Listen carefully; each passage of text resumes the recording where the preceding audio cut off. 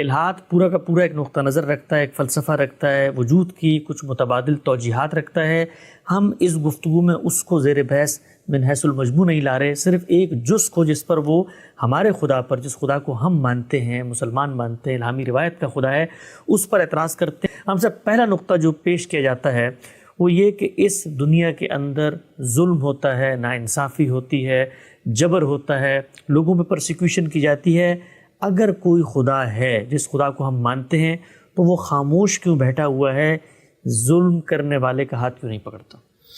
یہ بات بارہا واضح کی جا چکی ہے کہ ہم جب کسی چیز پر اعتراض کرتے ہیں تو سب سے پہلے جس چیز پر اعتراض کیا جا رہا ہے اس کو من البدایہ نہایہ سمجھنا چاہیے. ٹھیک. ہم جب اللہ تعالیٰ کو مانتے ہیں تو ظاہر ہے کہ پیغمبروں کی خبر کے نتیجے میں مانتے ہیں. یہ بات بارہا واضح کی جا چکی ہے کہ خلق کا فعل جو سوال پیدا کرتا ہے، اس سوال کا یہ جواب کہ ہمارا خالق ہے، یہ تو عقل کا ناگزیر تقاضا ہے. اس سے کم پر عقل مطمئن ہی نہیں ہو سکتی. میں آپ اپنے شعور کی ساخت سے مجبور ہیں کہ اپنا خالق تلاش کریں. وہ خالق کون ہے؟ اس کا ایک جواب الہاد نے دیا ہے، ایک جواب پیغمبروں نے دیا ہے. ٹھیک. ہم نے جب پیغمبروں کے جواب کو صحیح پایا اور اس کو تسلیم کر لیا تو پھر پیغمبروں ہی سے یہ پوچھنا ہوگا کہ جس پروردگار کا آپ تعارف کرا رہے ہیں، جس پروردگار پر ایمان لانے کے لیے کہہ رہے ہیں، اس پروردگار کی صفات کیا ہیں، اس کے سنن کیا ہیں، وہ انسانوں کے ساتھ کیا معاملہ کر رہا ہے. ٹھیک. ظاہر ہے کہ یہ بڑی اہم بات ہے کہ کیا وہ اس کائنات کو بنانے کے بعد انسان جیسی باشعور مخلوق کو تخلیق کرنے کے بعد کہیں آرام کر رہا ہے یا اس کا ہم سے کوئی تعلق پیدا ہوتا ہے. وہ تعلق پیدا ہوتا ہے تو وہ کس نوعیت کا ہے. تو پیغمبروں نے جس طرح ہمیں ذات باری کا تعارف کرایا ہے، یہ بتایا ہے کہ اس کائنات کا اور تمہارا ایک ہی خالق ہے، وہ خالق علیم و حکیم ہستی ہے. اس پر تم ایمان لاتے ہو تو ایک دن تمہیں اس سے ملاقات کا شرف بھی حاصل ہوگا، تم اس کی بارگاہ میں پیش کیے جاؤ گے. جب پیغمبروں نے یہ تعارف کرایا ہے تو ساتھ ہی یہ بھی بتایا ہے کہ یہ دنیا جس میں ہم پیدا ہوتے ہیں اور پھر مر جاتے ہیں، یہ دنیا کس مقصد سے بنائی گئی ہے. انہوں نے یہ بتایا ہے کہ اس دنیا میں ابتلاء کا قانون کار فرما ہے. اس دنیا میں انسان، اسی طرح ہمیں خبر دی گئی ہے کہ جنات ہیں. یہ دونوں مخلوقات مکلف مخلوقات ہیں، یعنی ان کو شعور دیا گیا ہے، یہ خیر و شر کو پہچانتے ہیں اور ان کو یہ دنیا جو اس وقت ہمارے سامنے ہے، اس دنیا میں امتحان کے لیے بھیجا گیا ہے. ٹھیک. اللہ تعالیٰ کی اس اسکیم کو کوئی شخص نہیں مانتا، وہ ایک الگ چیز ہے، لیکن اس کو مان لینے کے بعد پھر اس اسکیم کے لازمی تقاضوں کو بھی ماننا ہوگا.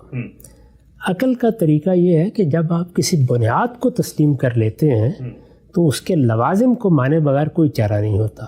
اگر یہ دنیا آزمائش کے لیے بنی ہے تو پھر کس چیز کی آزمائش ہے؟ ظاہر ہے ارادہ و اختیار کی. جس مخلوق کو آزمایا جا رہا ہے اس میں ارادہ و اختیار ہونا چاہیے. اگر ارادہ و اختیار ہے تو پھر اس کو مہلت ملنی چاہیے کہ اس پر عمل کرے. یعنی وہ ارادہ و اختیار کیا ہوا کہ جو دے دیا گیا ہے لیکن مجھے آزادی نہیں دی گئی کہ میں اس پر عمل کر سکوں. یہ آزادی دی جائے گی. اس آزادی کے لیے ضروری ہے کہ جتنی مہلت مجھے ملی ہے اس کے دوران میں میرا پروردگار بالعموم میرے معاملات میں مداخلت نہ کرے. چنانچہ اسی کو مرہوز رکھا گیا ہے. اللہ تعالیٰ نے آزادی دی، اختیار دیا. اس آزادی اور اختیار کے لازمی نتیجے کے طور پر ظلم بھی پیدا ہوتا ہے، عدوان بھی پیدا ہوتا ہے. انسان ایک دوسرے کا استحصال بھی کرتے ہیں. ان کو قوت حاصل ہوتی ہے تو وہ دوسروں کو دبا لینے کی کوشش بھی کرتے ہیں. ان کے اندر جو جبلتیں رکھی گئی ہیں، جیسے تفوق کی جبلت ہے، وہ قتل و غارت گری بھی برپا کر دیتی ہے. اسی طرح جن جبلتوں کی تسکین کے لیے تکاثر اور تنافس کی صلاحیت انہیں دی گئی ہے، وہ بھی اپنا کام کرتی ہے، اس میں چوریاں بھی ہوتی ہیں، ڈاکے بھی پڑتے ہیں، لوگوں کی عصمت اور عزت پر بھی ہاتھ اٹھایا جاتا ہے۔ تو یہ ساری جتنی چیزیں ہیں یہ سب در حقیقت اس ارادہ و اختیار کا لازمی نتیجہ ہے۔ یہی میرا اور آپ کا شرف بھی ہے، اسی کی بنیاد پر ہم انسان ہیں۔ یہ ارادہ و اختیار ہی ہے کہ جس کی وجہ سے ہم یہ سمجھتے ہیں کہ ہم ایک ممتاز مخلوق ہیں، باقی مخلوقات کے مقابل میں ہم اپنا بھی شعور رکھتے ہیں اور اپنے شعور کا بھی شعور رکھتے ہیں، اور اس طرح چیزوں کو جانتے بھی ہیں، سمجھتے بھی ہیں، ان کا ادراک بھی کرتے ہیں اور ان کے لازمی عقلی نتائج کو دریافت بھی کر لیتے ہیں۔ ہم نے جو تہذیب وجود پذیر کی ہے، ہم نے جو دنیا میں ایجادات کی ہیں، ہم نے جو نئی دنیا بنا ڈالی ہے، اسی ارادہ و اختیار کا استعمال ہے۔ عام طور پر اس کا استعمال مثبت ہو رہا ہوتا ہے، یعنی نیکی کے کاموں میں، خیر کے کاموں میں، تبرع کے کاموں میں انسان اپنے اس ارادہ و اختیار کو استعمال کرتا ہے، دنیا میں بڑے اعلیٰ درجے کے ادارے بناتا ہے، تہذیبی روایات قائم کرتا ہے، بڑی عمدہ قسم کی ثقافت وجود میں لاتا ہے، یہ سب کام کر رہا ہے، لیکن اس کا غلط استعمال بھی ہوتا ہے۔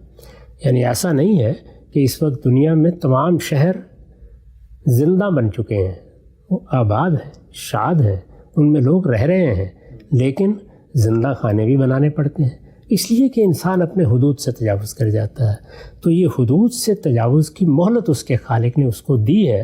اس مہلت کے دوران میں خالق سے یہ مطالبہ کرنا کہ وہ اس میں مداخلت کرے، یہ اس کی پوری اسکیم کو باطل کرنے کے مترادف ہے۔ وہ اگر مداخلت کرے گا، ظالم کا ہاتھ پکڑ لے گا، چور کا ہاتھ پکڑ لے گا، ڈاکو کا ہاتھ پکڑ لے گا، تو پھر تو کسی کے لیے آزادی عمل باقی نہیں رہے گی، اور جب آزادی عمل باقی نہیں ہے تو پھر امتحان کیسا، ابتلا کیسی، اور پھر اس کے جو نتائج بیان کیے گئے ہیں ان کے لیے کیا جواز باقی رہ جائے گا۔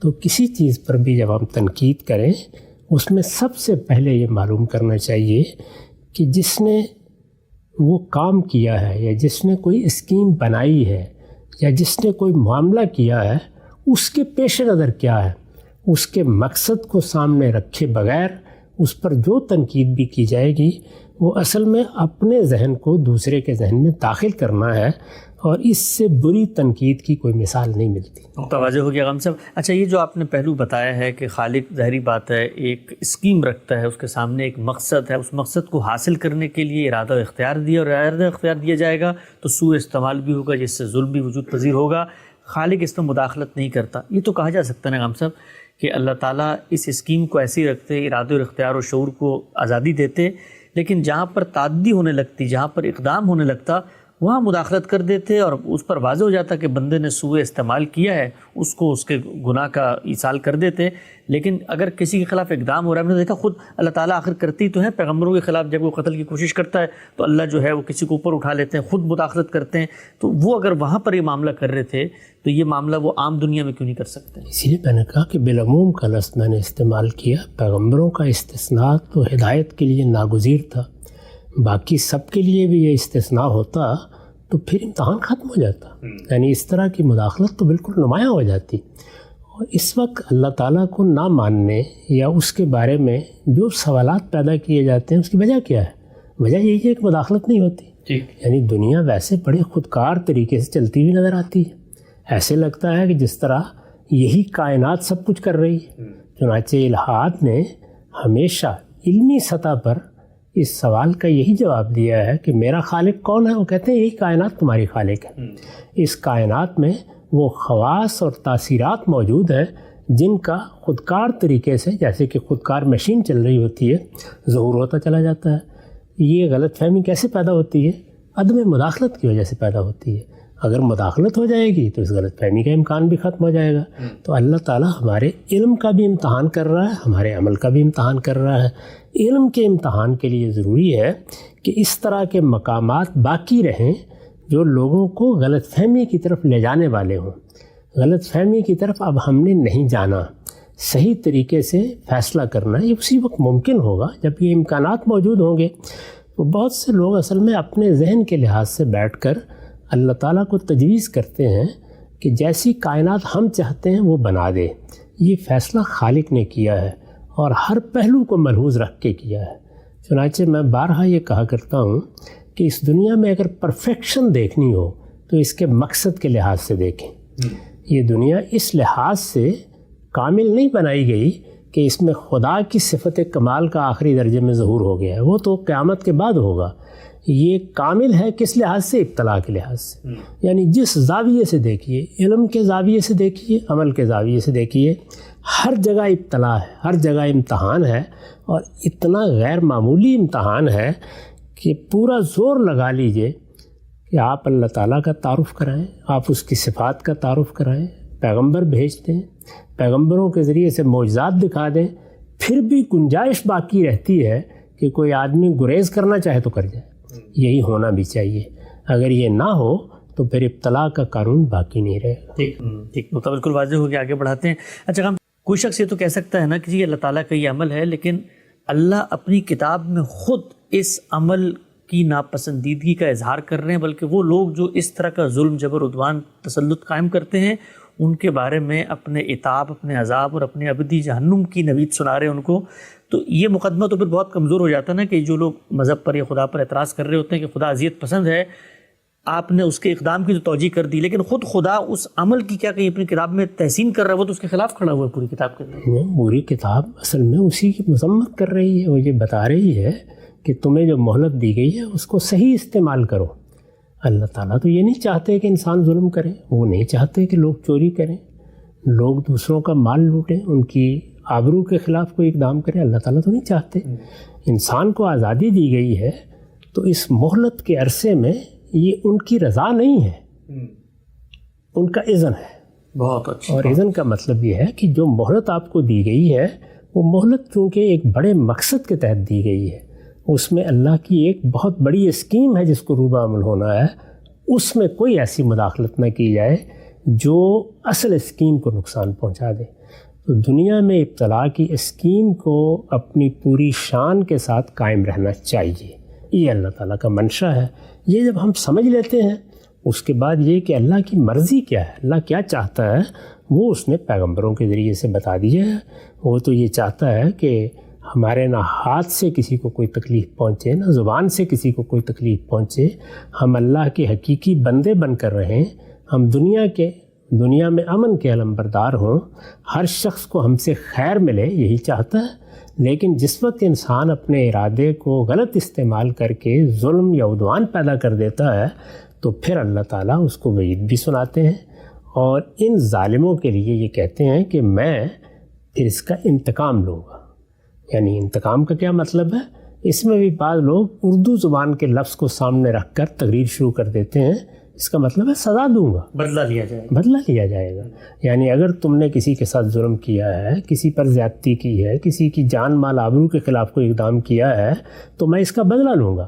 اس وقت بھی صورتحال یہ ہے کہ دنیا میں انفرادی سطح پر دیکھیں تو لوگوں کے ایک دوسرے پر ظلم گنے نہیں جاتے، پھر ظلم صرف بلا واسطہ ہی نہیں ہوتے، وہ بالواسطہ بھی ہوتے ہیں۔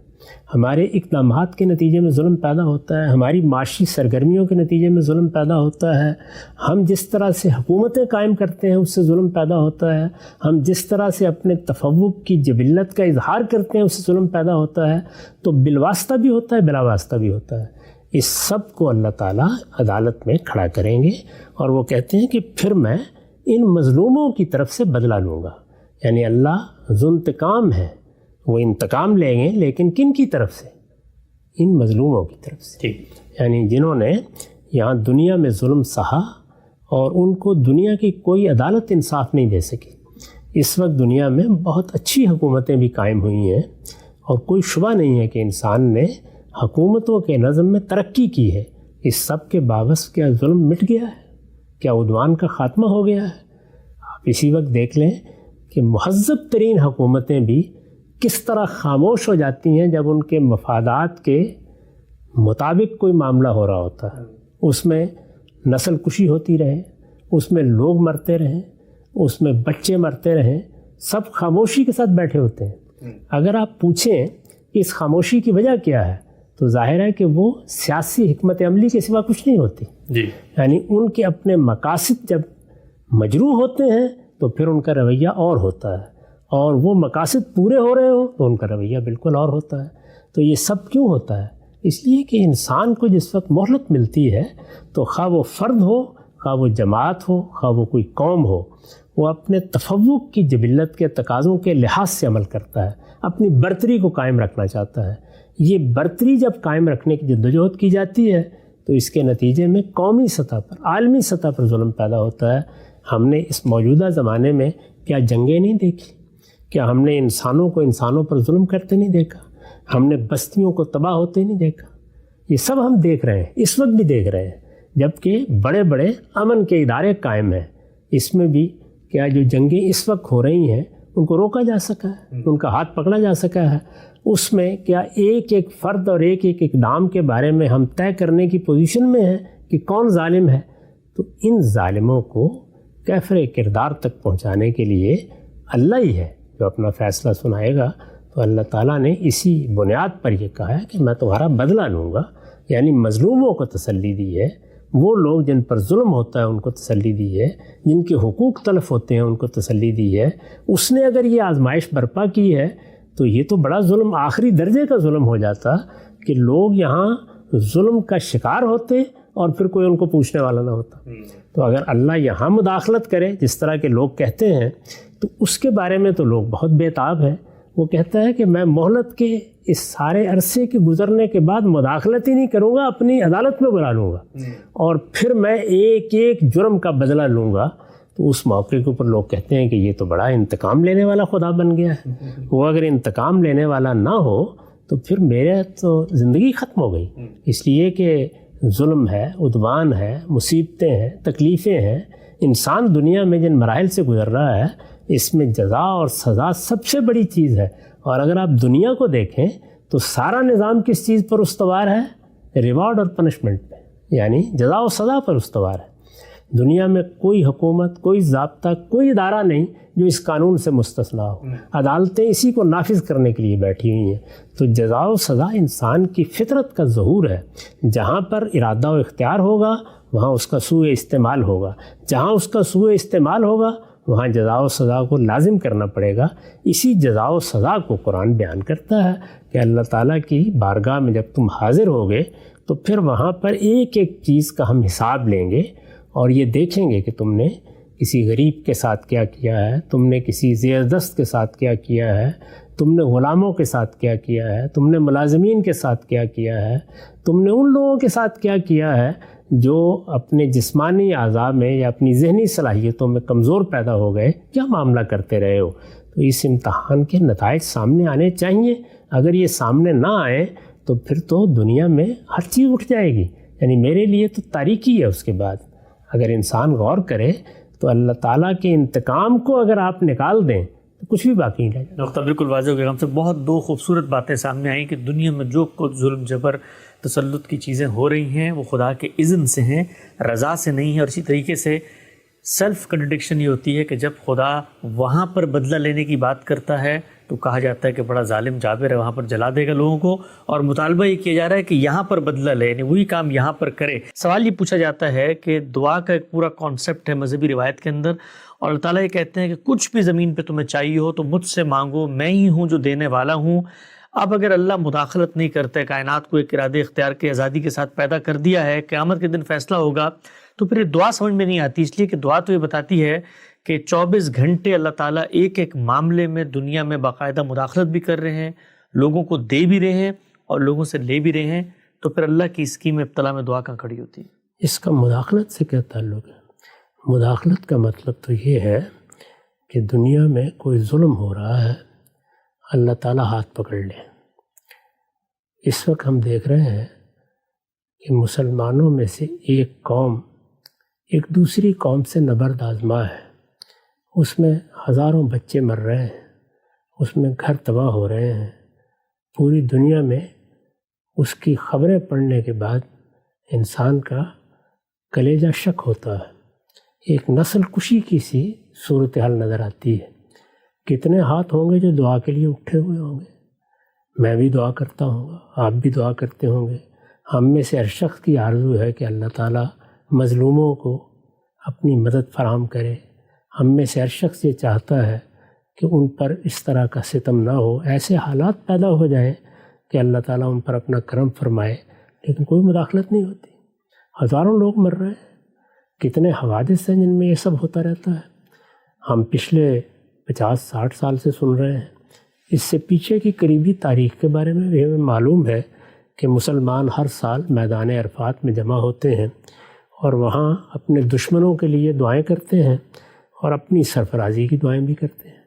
اعز الاسلام، انصر الاسلام، پروردگار اللہ مدد کرے، وہ عزت عطا فرمائے، یہ سب ہوتا ہے جی، لیکن ان میں سے کوئی دعا بھی مقبول نہیں ہوتی۔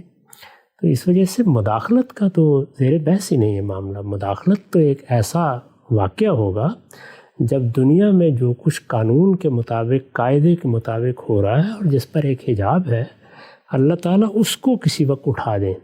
میں نے یہ عرض کیا تھا کہ اس طرح کی مداخلت کبھی کبھی ہوتی ہے اور اس مداخلت کی نوعیت بھی طے ہے، یعنی قرآن مجید نے بتا دیا ہے کہ اللہ اپنے پیغمبر بھیجتا ہے اور اپنے پیغمبروں کے ذریعے سے حجت تمام کر دیتا ہے، پھر اس کے بعد وہ فیصلہ سناتا ہے۔ اس کو اس نے بیان بھی کر دیا ہے کہ یہ موقع ہوتا ہے جب لوگوں کا فیصلہ کیا جاتا ہے، یعنی وہی فیصلہ جو قیامت میں ہونا ہے وہ اس دنیا میں زمین پر کیا جاتا ہے، اور اس میں کوئی ادنا درجے کی بے انصافی نہیں ہوتی۔ وَهُمْ لَا يُظْلَمُونَ، اس کے معنی کیا ہے؟ اس کے معنی یہ ہے کہ اس وقت عدالت کا ظہور ہو جاتا ہے، اس وقت حق اور باطل کو الگ کر دیا جاتا ہے، اس وقت ظالم اور مظلوم کو الگ کر دیا جاتا ہے۔ تو مداخلت اس کو کہیں گے۔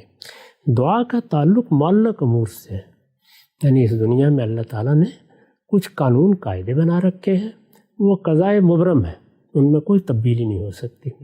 مجھے اللہ تعالیٰ نے ایک صورت دے دی، اس صورت کے ساتھ پیدا کر دیا۔ میرے والدین ہیں، اللہ کے فیصلے ہی سے ہوا کہ میں ان والدین کے گھر میں پیدا ہوں۔